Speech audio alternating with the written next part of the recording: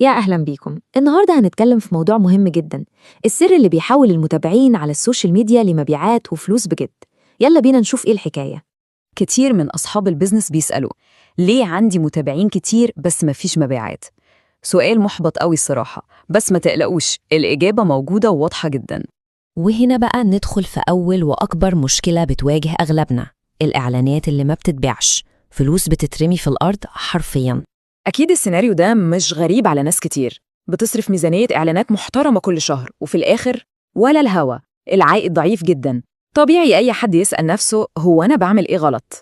طيب، عشان نعرف الحل لازم نفهم أصل المشكلة. ليه الحملات دي بتفشل حتى لو صارفين عليها كتير؟ وهنا بقى مربط الفرس، الحتة اللي ناس كتير بتقع فيها. الحكاية يا جماعة مش في الفلوس، مش بكتر الصرف خالص. المشكلة الحقيقية كلها في الاستراتيجية، في الطريقة اللي الفلوس دي بتتصرف بيها. بصوا على المقارنة دي وهتفهموا كل حاجة. الإعلان الواسع ده عامل زي ما تكون بتنادي في ميدان عام، يمكن حد يسمعك. إنما الإعلان المستهدف ده معناه إنك رايح للشخص الصح وبتكلمه هو وبس. الأولاني ممكن يوصل للناس مرة واحدة وخلاص، إنما التاني بيوصل للناس المهتمة أكتر من مرة وبيفضل مزروع في دماغهم. تمام قوي، عرفنا المشكلة فين. طب إيه الحل؟ الحل ليه شقين، والبداية أهم بداية هي الاستهداف الدقيق. الاستهداف التفصيلي من اسمه كده، يعني بدل ما نعمل إعلان واحد لكل الناس، بنقسم الجمهور ده لحتت صغيرة، شرايح، وكل شريحة بنعمل لها إعلان مخصوص ليها.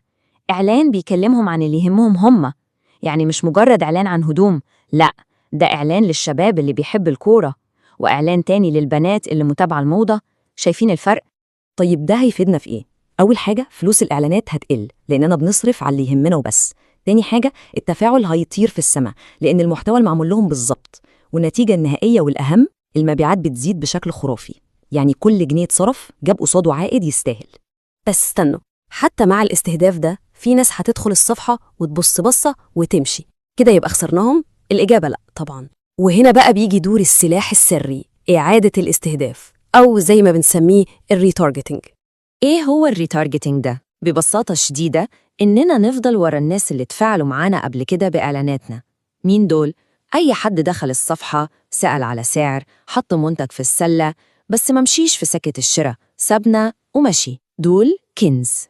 ولازم نفهم النقطة دي كويس جدا عشان ما نزهقش. ده طبيعي جدا، أغلب الناس مش بتشتري من أول مرة تشوف فيها إعلان. الدنيا زحمة والواحد محتاج يتفكر له مرة واتنين وتلاتة. الرحلة بتمشي كالتالي: العميل بيشوف الإعلان الأول بيعجبه، فيدخل الصفحة أو يبعت رسالة يسأل، بس لسبب ما بيتردد أو يتشغل ويخرج من غير ما يشتري. هنا بقى دورنا، بيظهر له إعلان تاني يمكن بعرض أحسن عشان نزقه الزقة الأخيرة وياخد قرار الشراء. كل اللي حكيناه ده من أول الاستهداف لحد الريتارجتنج بيوصلنا لهدف واحد مهم، إننا نتحرك من مرحلة تجميع اللايكات لمرحلة تحقيق الأرباح الحقيقية.